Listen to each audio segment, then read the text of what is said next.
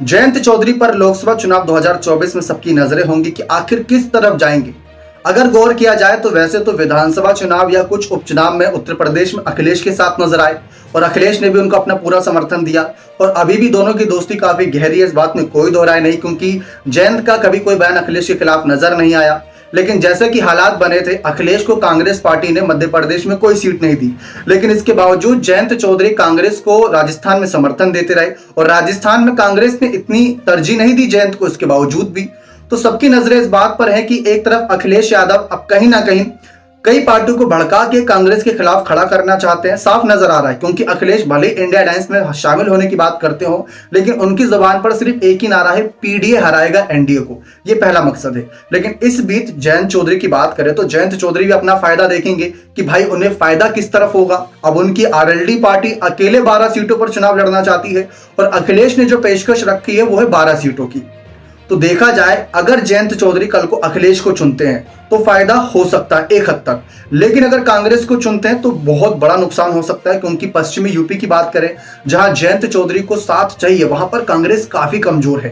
तो ऐसे में कांग्रेस के साथ जाना थोड़ी बहुत नासमझी बड़ा फैसला हो सकता है। लेकिन ऐसा नहीं कि कांग्रेस इस 4-5 महीने में उत्तर प्रदेश में सीट हासिल करने के लिए, वोट हासिल करने के लिए कोई कदम नहीं उठाएगी, कोशिश करेगी, बूथ अपने मजबूत करेगी। लेकिन ऐसे में जयंत चौधरी के पास एक और विकल्प है, वो है मायावती की पार्टी के तौर पर।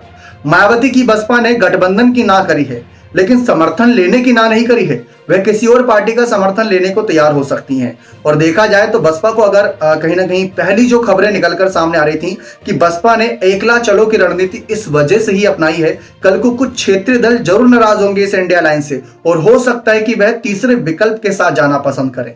यानी कि आप हर बार देखें चुनाव में, अगर एक तरफ कांग्रेस होती है, एक तरफ बीजेपी होती है, तो कोई ना कोई तीसरा विकल्प भी होता है। अलग अलग राज्यों में कोई आम आदमी पार्टी होती है, कहीं पर हेमंत सोरेन की पार्टी नजर आ जाएगी। तो वैसे उत्तर प्रदेश में मायावती लोकसभा चुनाव में सबसे बेहतर विकल्प माना जाती हैं। तो बसपा पार्टी भी जयंत चौधरी के लिए फायदेमंद साबित रहेगी। और आरएलडी की जब बैठक हो रही थी तो आरएलडी के कई नेताओं ने यह बात रखी थी कि मायावती की पार्टी के साथ जाना चाहिए, क्योंकि जिन जिन सीटों पर आरएलडी को अपनी जीत चाहिए वहां पर मायावती के दलित अल्पसंख्यक वोटर्स बहुत मजबूत हैं। तो वो एक कहीं ना कहीं बहुत बड़ा फायदा दे सकता है।